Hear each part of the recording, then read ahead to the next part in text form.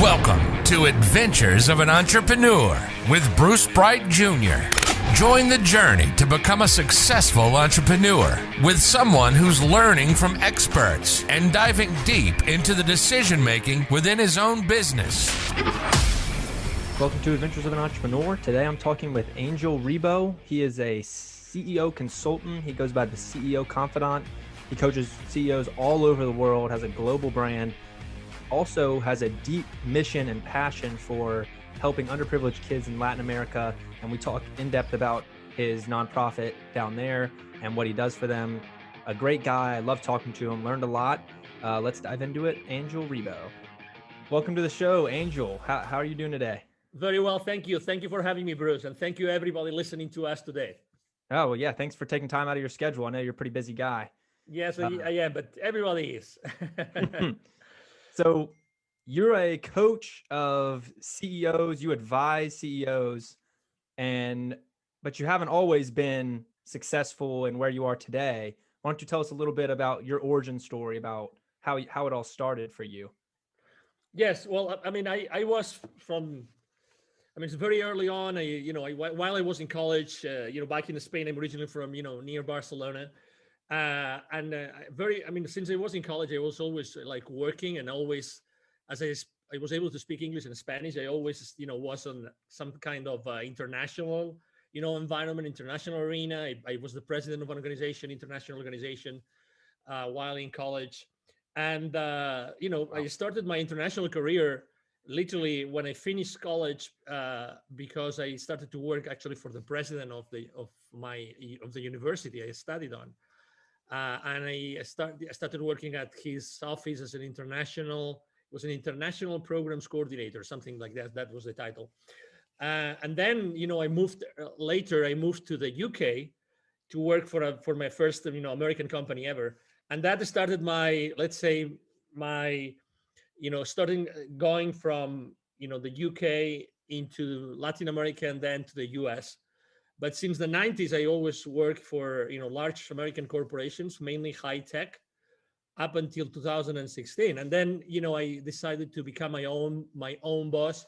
And, as anybody else, you have your ups and downs, and you have, better companies, or maybe the same company and maybe a better boss, or and better leaders that are helping you, make progress throughout your life. And it's always a matter of being open. I felt always like, going from one country to another, conducting business in, I think when I counted the countries, I think it was like 30 something countries I had conducted business. Wow. I always felt myself like, I was a citizen of the world, so it was normal for me to reach out to people, even if I didn't speak their language, or even if I didn't really was acquainted with their culture initially. But at the end of the day, I think that there are these commonalities that allow us as human beings to connect with others, regardless of where you are. It can be as challenging, for instance, right now I'm, originally from Europe and I live in Texas, but you are, you right now live in Alabama. So it can be as challenging for a Texan to get along well with someone in Alabama. But I know you're not originally from Alabama, so you probably also had your challenges when you were younger, moving from one state to another. So what I'm trying to say is that most of our challenges come from uncertainty and maybe not knowing, and maybe being fearful of what can happen in the future. I would say that I was kind of very courageous and a little bit daring when I was a kid, and that probably helped me all the way. Yeah, definitely. I mean, that's a common feature with entrepreneurs. You got to be able to take some risk, and shows it paid off for you, for sure. Absolutely. Yeah. Risk. Yeah. I think risk is relative. Risk is not bad. Risk is not bad.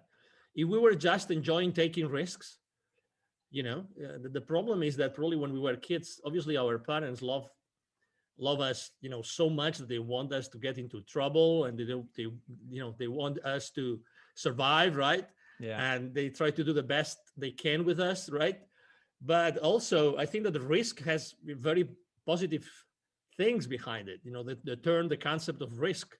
You yourself, I mean, you told me before the conversation that you were a a basketball player, you still play basketball. For instance, we have had in Spain, very good basketball players in the NBA, as you probably know. Yeah. And many of them, those guys really took a lot of risks because Europe was not known in the basketball arena before, but they took a lot of risks.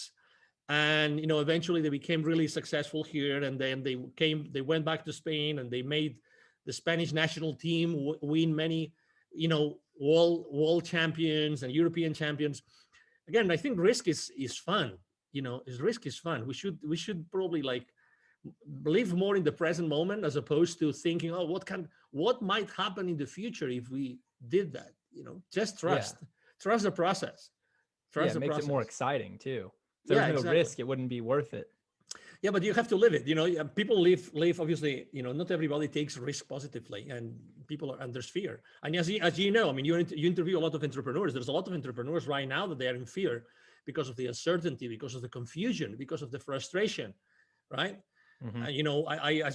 I post on LinkedIn every single day, and I've been posting, for the last probably 12 months, I've been posting a lot about building bridges, like try to reunite, try to get together. I know there's a lot of reasons why we could be separated, that we could be like we're either on one side of the political aisle or another, or a religious or aisle or another. Yeah. That's the easy thing. In reality, I think that we are all genuinely good, and we are here to do good. I like that. Yeah, there's a lot of division right now, especially if you're watching the news or social media. It just amplifies it. It seems like it's everywhere. But we as broadcasters, I think that it's one of our roles is to be the leaders, to decide what we want to share with the world. Do we want to share unity, or do we want to share, this separation, this polarization? And it's up to us. It's not that we, I don't think we have to take sides in a way in which we have to separate from each other. I think that the beauty of this world is that we can help each other. And, I'm sure that when you started your podcast, you really wanted to make a difference in this world. That's why you did it. You had many choices, right? You could do many things with your time and with your life.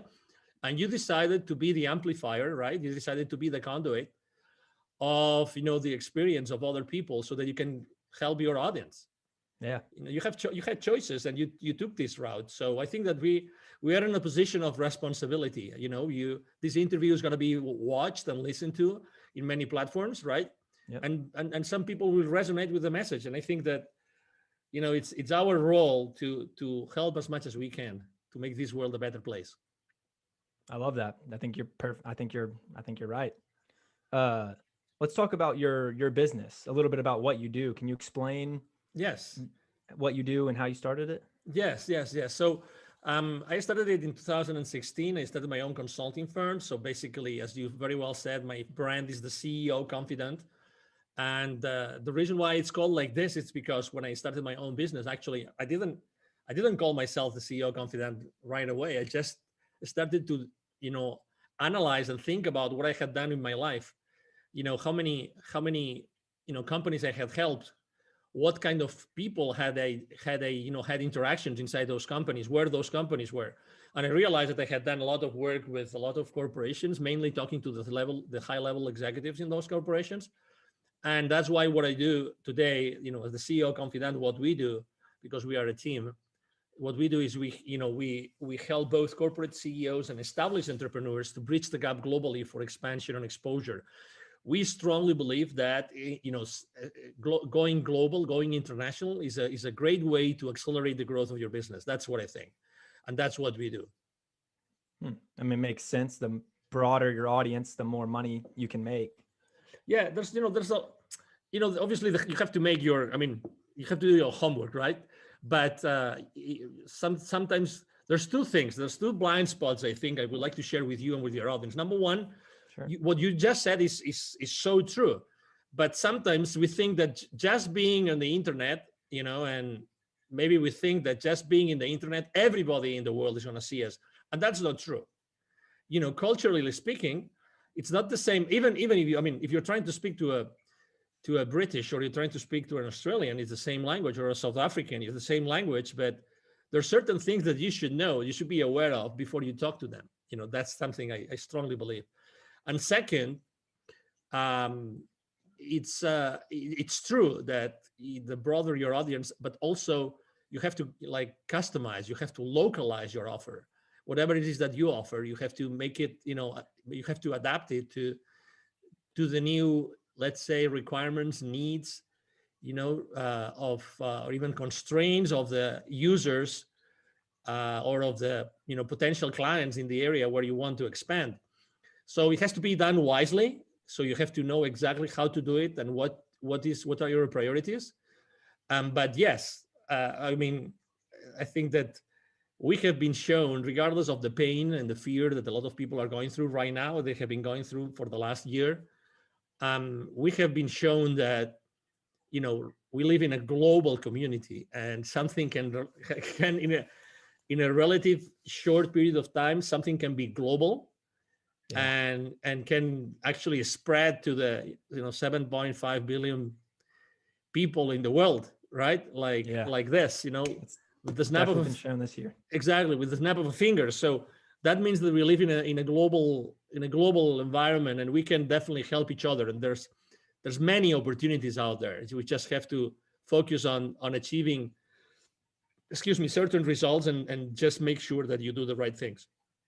Yeah. So what you're saying is you want to have a broad audience, but within those smaller audiences, you have to personalize it for that region and that culture is what you mean. Is that what you're saying? Yeah. So it's like, again, when we start our business, we want to make sure that we have some audience, right? We have some potential clients out there, but sometimes we're trying to go so broad that we forget the most important thing.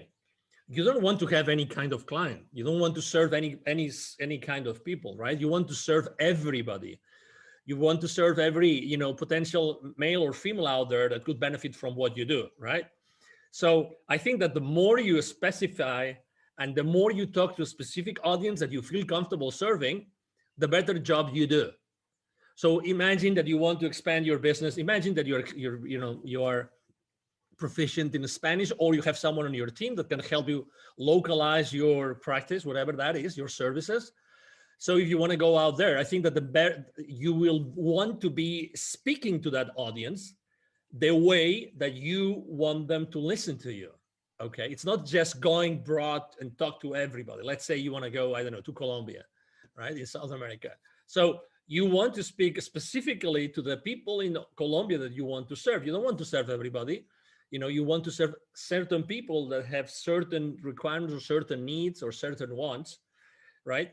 So you have to be very specific. That's why I think that, yes, it's good to go global, but you have to be specific. You have to talk. And sometimes, again, we are fearful of being very specific and niche down a lot because we think that we might lose clients, but it's the other way around. The more specific we are, the more we are able to talk to what people really want. I think the better it's going to go in an international, let's say, expansion, strategy or initiative that we might want to engage with. That makes sense. Mm-hmm. Yeah. So you speak Spanish and English? Yes.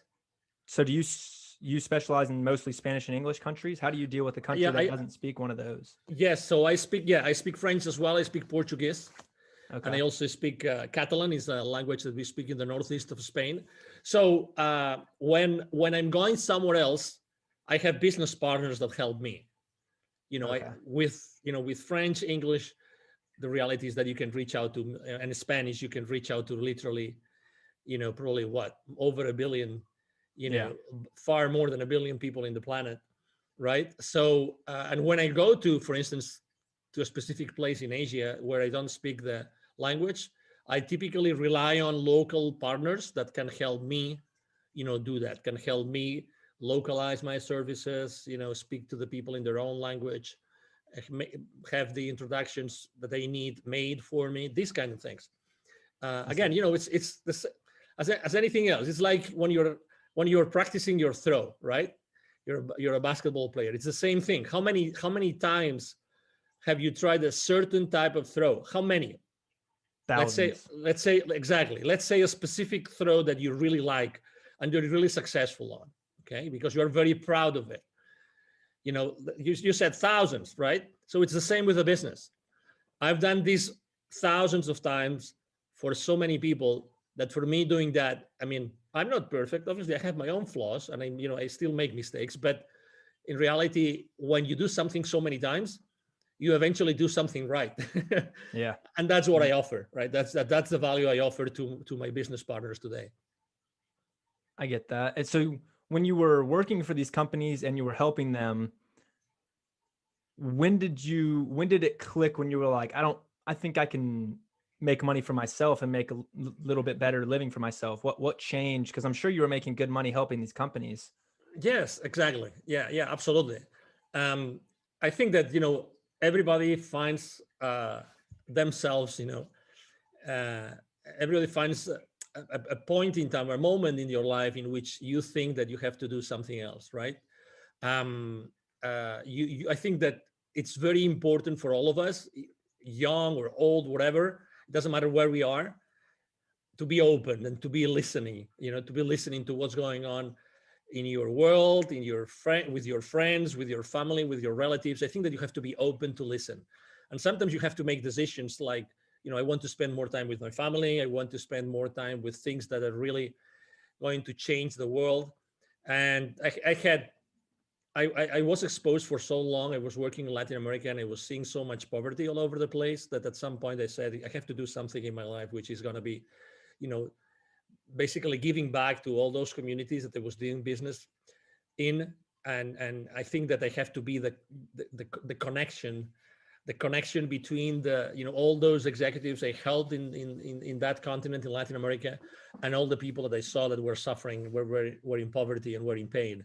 And I think that was the trigger, the need to give back, the need to go back to the world, in this case Latin America. And as you know, you've seen on my resume or on my bio that I created, or we created together with two other executives, we created Wisdom for Kids, the foundation that we help underprivileged kids in Latin America become entrepreneurs using their local resources. So I had helped so many entrepreneurs, and I had also helped so many companies that we decided, all three, we're three co-founders, we decided to start Wisdom for Kids and to start giving back. I would say that was one of the reasons. So you just found a deeper purpose. You said, I have to do something Yes, that gives me more freedom, allow me to give back. Yes, exactly. And again, it doesn't mean that I didn't take risks. Obviously, we all take risks, probably more risks all the time. Exactly. But it's okay. It's like sometimes we are too constrained ourselves by the fact that we want to fit in. We are looking for social approval, right? And we have to measure our words to the point. I mean, we are too resistant to what's going on around us. We are always analyzing, why did he or she say that? What's the reason behind it? I mean, is it possible that someone doesn't really have an agenda and that person is just who they are and they just say whatever they feel? And, I think that things are already too complicated to overcomplicate them more and overthink stuff.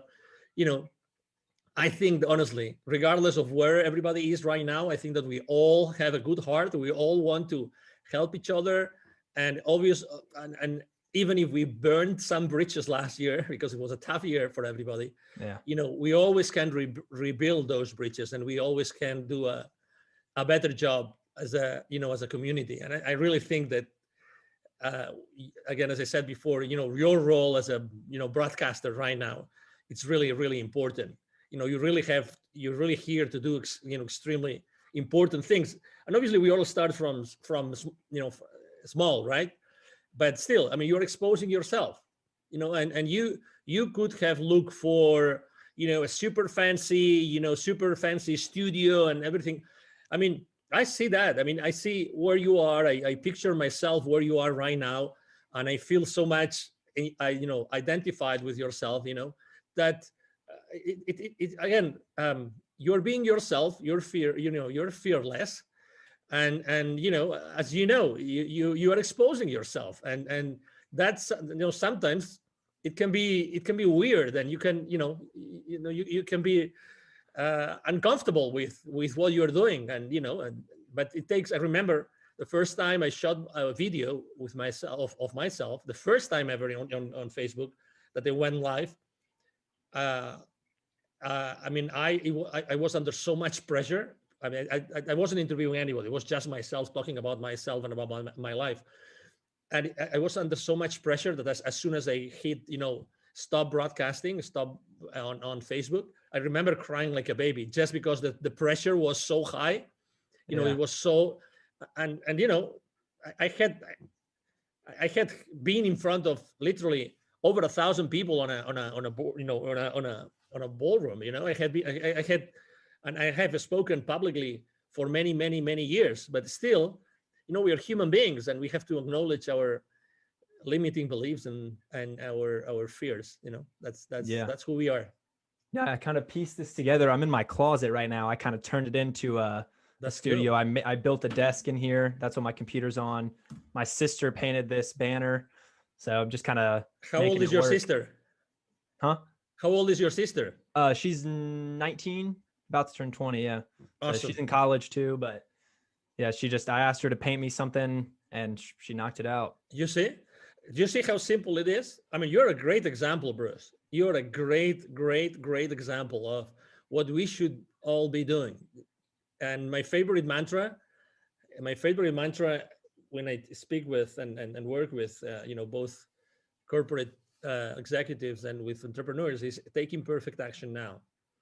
Take imperfect action now. I like that. So, yeah. So, I mean, I love it that you involved your sister. I love it that you're doing it in the closet. So, you have your own space, like your private space, right?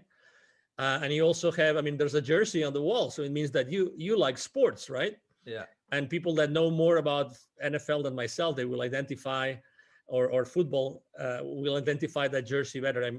I'm coming more from a soccer kind of life, being originally from near Barcelona. But yeah, again, what does it take to start your own broadcasting station, right? So not much, just wanting to do it. Yeah, not a ton. It's just more time, really, more effort than anything. Exactly. Want to do it. Exactly. So you're a great example. So I really congratulate you, Bruce, for what you're doing. Well, thank you. I like what you were saying about everyone is generally good, because that's a positive outlook. I think it shows something about your mindset. I like talking about entrepreneurs' mindsets and kind of how they think. And most of the entrepreneurs I've met all have very positive mindsets. They're always seeing opportunities in things. And the fact that you said most people are generally good, it's kind of a glass half full perspective, which I think is really cool. Have you always been a positive kind of guy? I think looking for opportunities? Yeah, I think that everybody is genuinely good. Everybody, honestly. But we, again, sometimes we get into that space in which we want to defend ourselves. We want to, try to justify ourselves, which we really don't need to, because when we do that, we're trying to fit in. We're trying to be socially acceptable for someone or some group, whatever that is. Again, I'm as you can imagine, I'm extremely respectful. The only way you can do business in so many countries is if you are extremely respectful and you honor the cultures and the people that you meet all the way, right? For so many years. And obviously, if you walk your talk, right? If you walk your talk, that's the only way you can do it. I would say that, yes, my father is one of the most positive, optimistic, people I've ever met in my life. And I think that he's made a huge impact in my life. I remember going to he always was an executive in large corporations. And I remember going to his companies over the weekends since I was a kid. And I remember playing with other shareholders of those companies. I remember playing with the forklifts on those manufacturing plants and these kind of things. When you're a kid, you play with anything, right? So I was always with him and learning and going around, walking around those manufacturing plants. And I was extremely happy. I was just with my dad, and I wanted to learn and I wanted to get to know more things, so it's from that place. It doesn't mean that I have had a lot of challenges in my life. It's just the way that you face those challenges. It's the way that you get to play with the cards that you're being dealt or Yeah. being given. If you're and again, I always felt like, for me, learning languages very early on in my life, foreign languages, was like the perfect thing to have as a place of safety for me to go all over the place.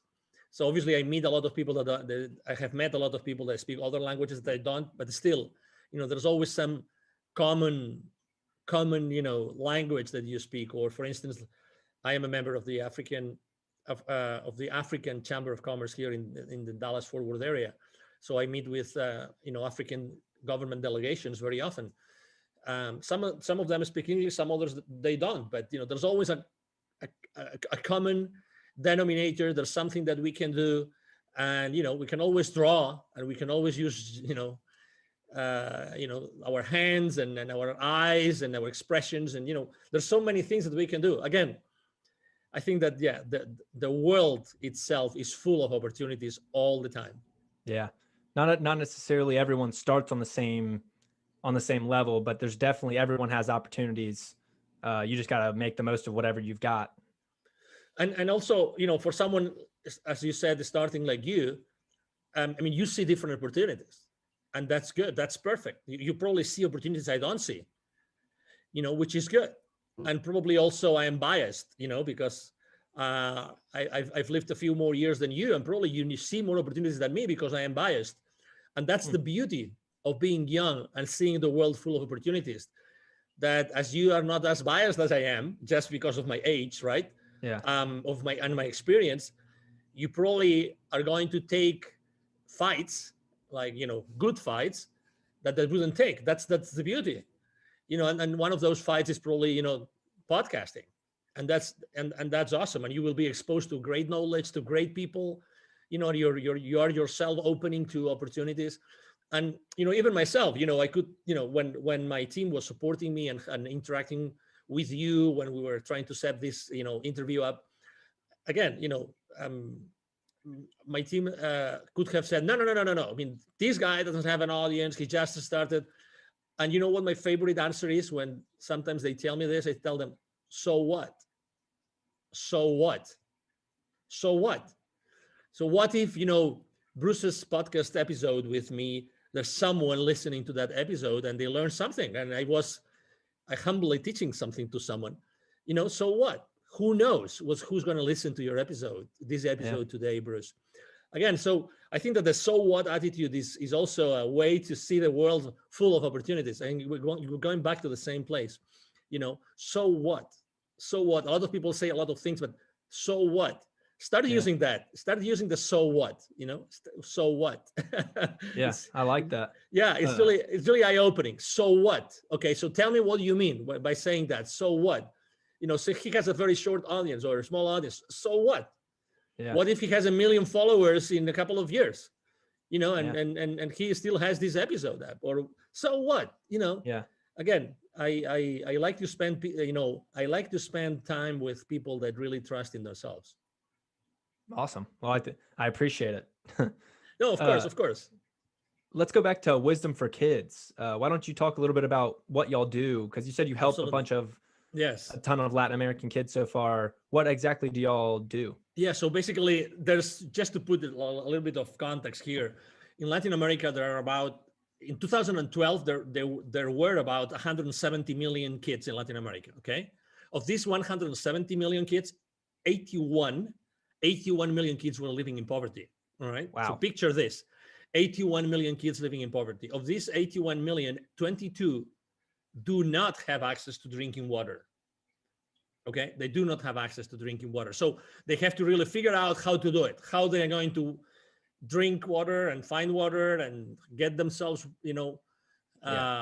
washed, whatever that is. It's challenging. So basically what we do is we identify communities that have, kids in need, and there's different levels of poverty depending on what community is, if it's a urban, suburban, rural, or even indigenous. And then we go to those communities, we talk to the community leaders, and then we ask them, we would like to do that. The first question they always ask us is, how much is it going to cost us? All the time. How much is that going to cost us? And we always say the same thing, nothing. And then they say, why? Wow, that's awesome. Why would you do that for our kids?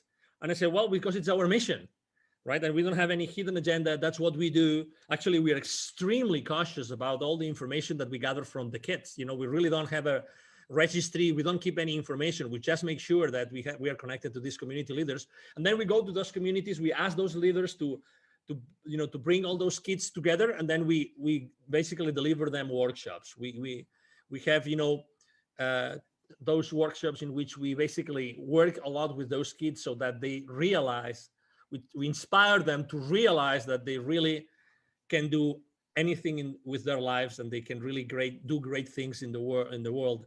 We believe that every human being has an unlimited potential, and the kids, obviously, they have much more potential than us because they still haven't been biased by adults and education and the rest of things that in society that try to kind of cookie cut us. And probably you understand what I mean. I get so it. it's beautiful to go there, and we really focus on the mindset, really, because we believe, number one, we know they're poor kids, and sometimes or very often their families are not properly structured. Okay, so maybe they don't have parents, or they only have one parent, or maybe they have tutors, or they have relatives taking care of them. So we work a lot on self-esteem, a lot, and we do very uncomfortable and not uncomfortable and unconventional things with them. Like it's not a whiteboard kind of teaching or training workshop. No.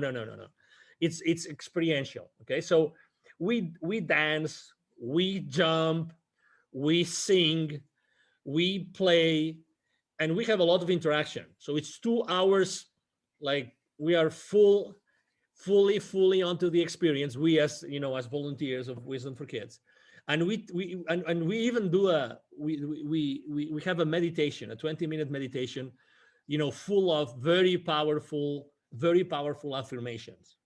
Right. So the outcome of those workshops is typically that those kids say, wow, they didn't know that was possible. They didn't know that they really deserved everything that they do. Because again, we do a lot of work on their mind because when you really are able to connect yourself as the volunteers of Wisdom for Kids with those kids at the, we call it at a certain energy level, because the kids jump and they want to have fun. If you've ever babysat someone, or you've been in a classroom with young kids of an elementary school, for instance, that they really want to have fun. The kids want to have fun. If you give them an excuse to have fun, the first 5 minutes of the workshop is dancing a song.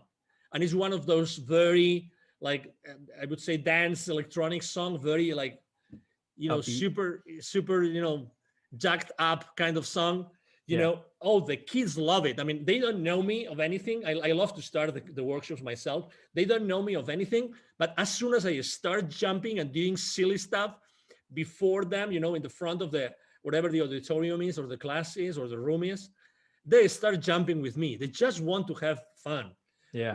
And that's this childlike attitude that very often I talk to entrepreneurs and to executives, which is this curiosity.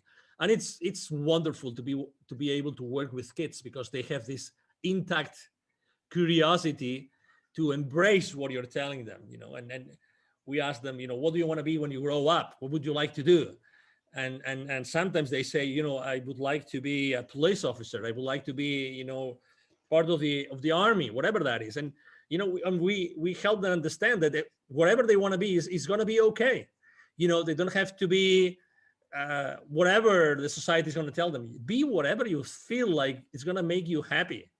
We need to be more happy. We need to be, and we want to teach that to them.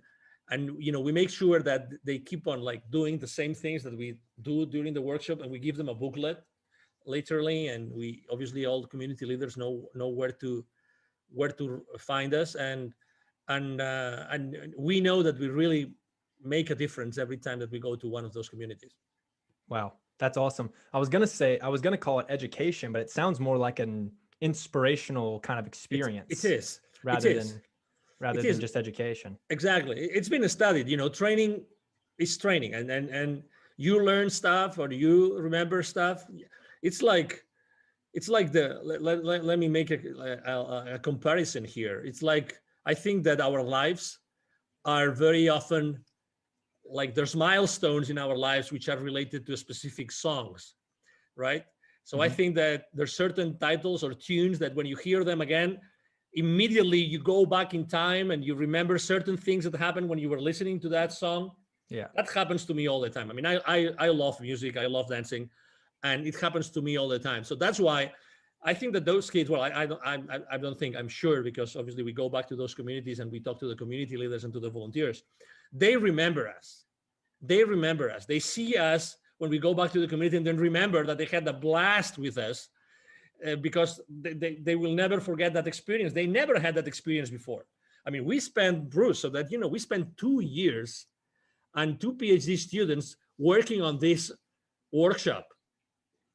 I mean, two PhD students in the educational arena, right? So there was one of our founders is a professor. He's a former professor of actually two different colleges in Mexico, and he taught thousands of teachers. So right now there's thousands of teachers in Latin America that were educated by this gentleman. Yeah. So and he has like 70 plus textbooks right now being used. So Wow. we really took it seriously. We really wanted to make a powerful workshop that would change the lives of those kids, during and after our delivery of the workshop itself or themselves. Yeah. And where do y'all get these volunteers? Are these local they can go volunteers, to, or do you bring them from America? Actually, they can. I mean, we receive requests, all the time. If you go to wisdomforkids.today, there's a place where you can actually sign up as a volunteer. Wisdomforkids.today, and that's where we get our volunteers. Obviously, also the word of mouth. When we go to communities, people want to engage, people want to be with us, and people want to be able to be part of this and follow up with the families afterwards. I mean, that's why I said what I said before. I mean, I think that people are genuinely good and they really want to make a difference. Yeah. Oh, just had a question. I forgot. Well, That's okay. So back to your business, do you have any like future goals that you see yourself 5-10 years down the road? Do you have kind of like a vision? I know a lot of people Yeah, have one of long-term visions. yes. So I consider myself a connector of the unconnected. I think that there's a lot of people that need connection. I think that just last year, just the last 12 months, Bruce, there's been literally millions of people that have lost connection at some point, at some level. Connection with others, connection with institutions, connection with the rest of the world, with the rest of the community. So I consider myself someone who really wants to help people connect, okay, to help people connect. And that's why I said, I was so blessed to be able to work with, so many high-level executives throughout my life, that I think that my mission is to connect as many people as possible and make them aware of what's happening at the bottom of the world, at the bottom of this society, which is the underprivileged kids.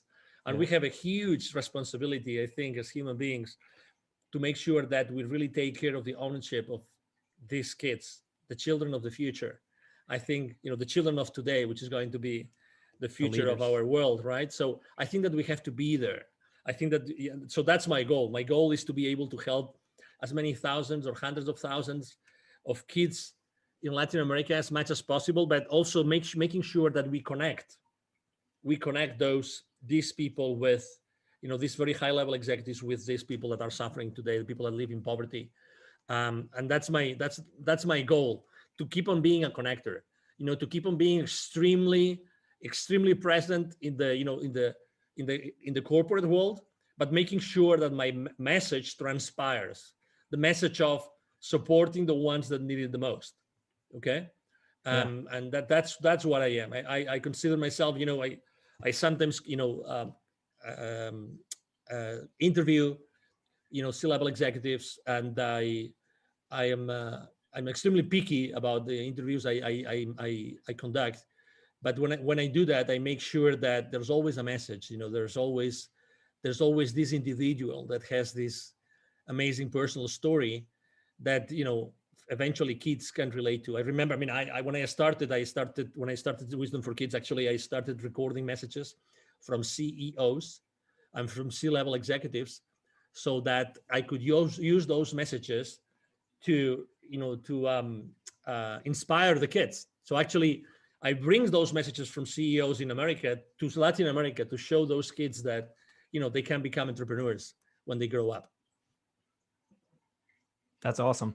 That kind of ties back to your global brand, because the more reach you have as a brand and as a person, the quicker you can accomplish this mission or help more kids. Absolutely, I agree.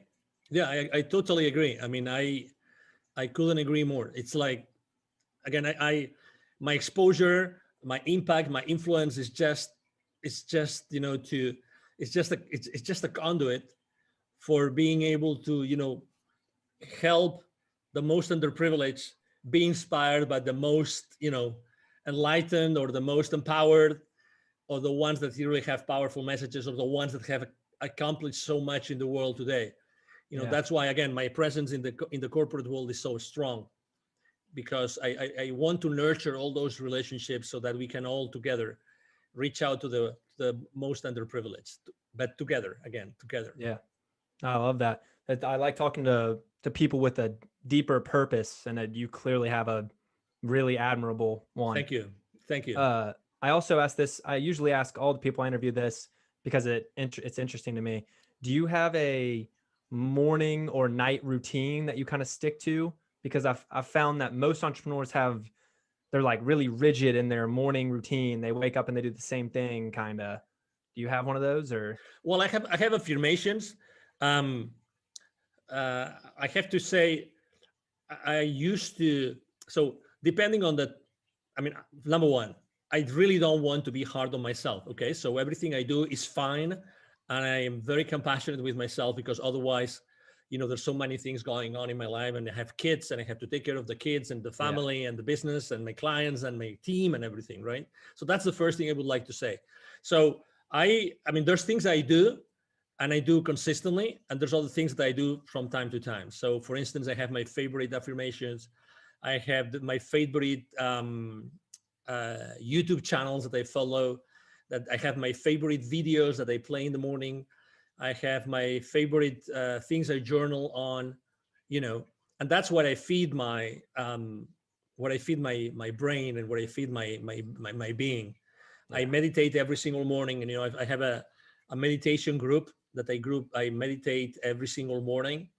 I've been meditating with them for the last 1,100 something days, literally. Wow. Every single morning. We are a group of 9 people from many different places, and we follow a practice which is called the intention experiment, which was intention experiment, which is actually inspired by a book called the same way, in the intention experiment, by Lynn McTaggart.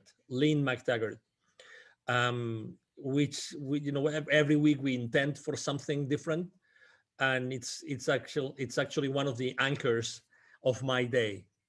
You were asking for this, so yeah. I think that it's really nice to start the day in a place where you are actually giving yourself, for others, and intending for something. We intend for something good every single week, and it's a nice way to start the day.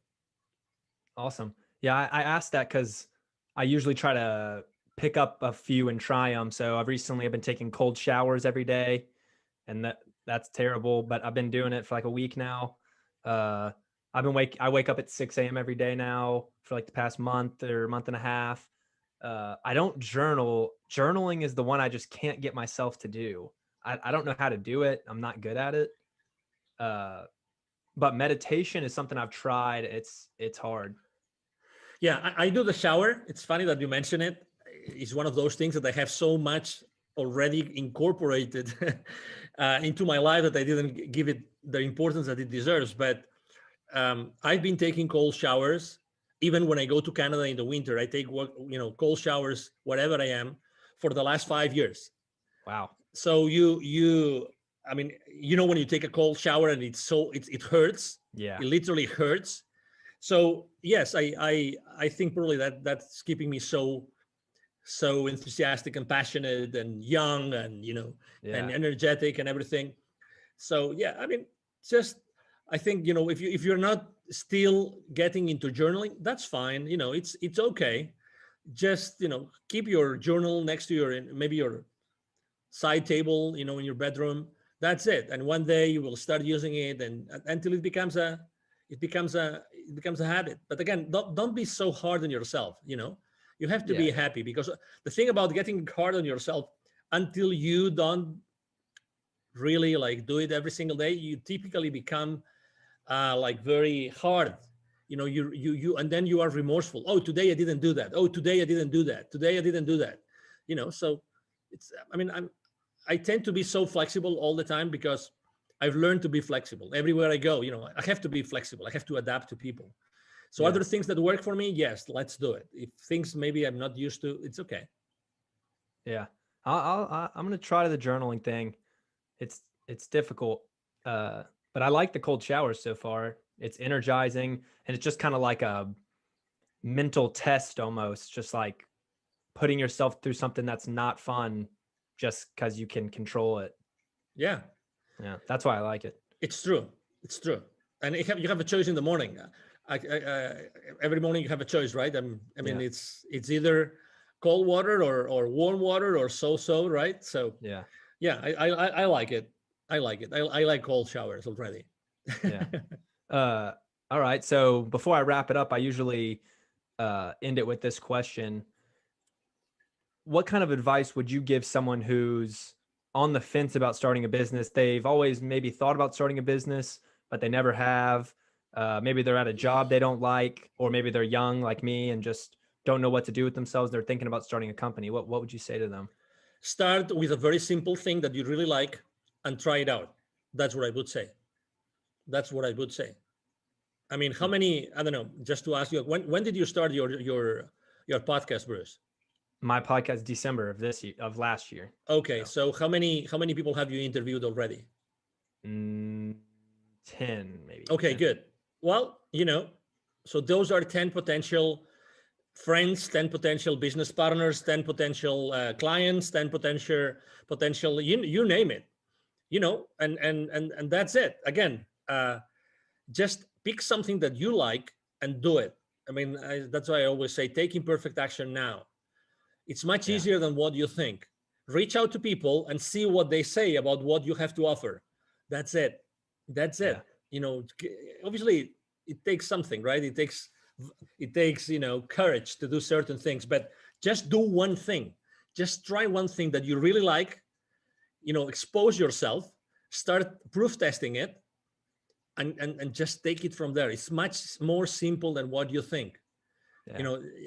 And also listen to what's happening around you.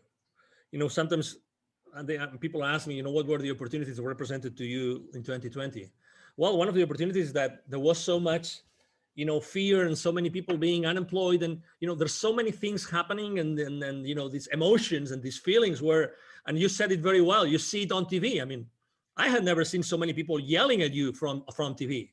I mean, literally yelling. I mean, have you seen that? I have seen that. Oh, yeah. I mean, on the news, yelling at you. It's like, so, just be gentle with yourself. Try something, try one thing, try doing it, in your environment around you, in your community. Try if it works. You know what people need because you see it every day, because you listen to this and you hear it every single day. And that's it. Try it. Try it. I was the other day delivering here in the Dallas-Fort Worth area for one of the business accelerators. I was delivering a webinar on pivoting, on reinventing yourself, right? Yeah. So, hey, it doesn't take anything to reinvent yourself. Just try it out. Just try it, proof test it, look for people around you, your friends, your business partners, your acquaintances. Ask for references, ask for people that you would like to talk to, and eventually you will be delivering so much value that you will be able to charge for it. Yeah. So don't be hard on yourself. Start somewhere and start giving away value. Talking to potential clients. It's much simpler than what it looks like. Really, it's much more simple. I know there's fear. I know that you have to pay your bills. I know that you have probably your mortgage. I mean, I get it. I was there too. I mean, I understand it. I know that you have probably your college, loans, all those things. I mean, I know that, but still, what does it take to you to choose between, social media browsing or reaching out to a potential client? One game on TV, as much as I like sports, or talking to someone that can become your business partner.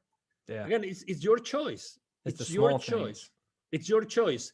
I mean, as Tony Robbins says very well, your wealth is proportional to the amount of people that you serve.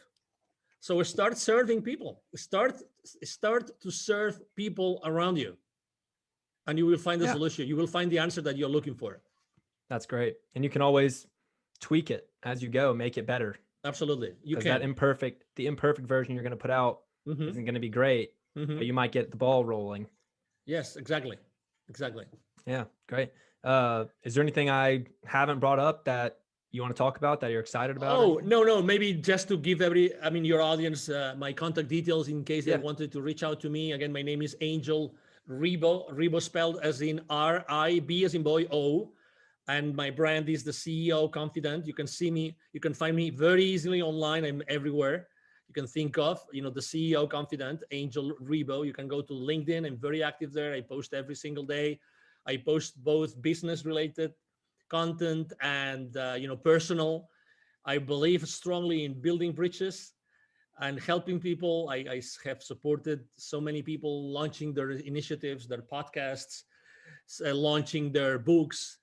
So many things. And if you want to reach out to me directly, just send me an email to angel@angelribo.com. Angel@angelribo.com. Again, Ribo spelled like R-I-B as in boy, O. And thank you so much for the opportunity, Bruce. No, yeah. Thank you for coming on. Perfect. We'll put all that in the show notes also, so they can get it there. Beautiful. Thank you. I appreciate you, Bruce. And thank you, everybody listening to us today. Yeah. I'll talk to you soon. Talk to you soon. Bye-bye. Yeah. Thank you guys for listening to this episode. Please rate and review the podcast if you are enjoying what I'm talking about. I'm trying to grow the podcast and get it up in the rankings. I'm having a great time doing it. I hope you guys are enjoying it. I've got some big interviews planned for the future, so stay tuned and talk to y'all later. See ya.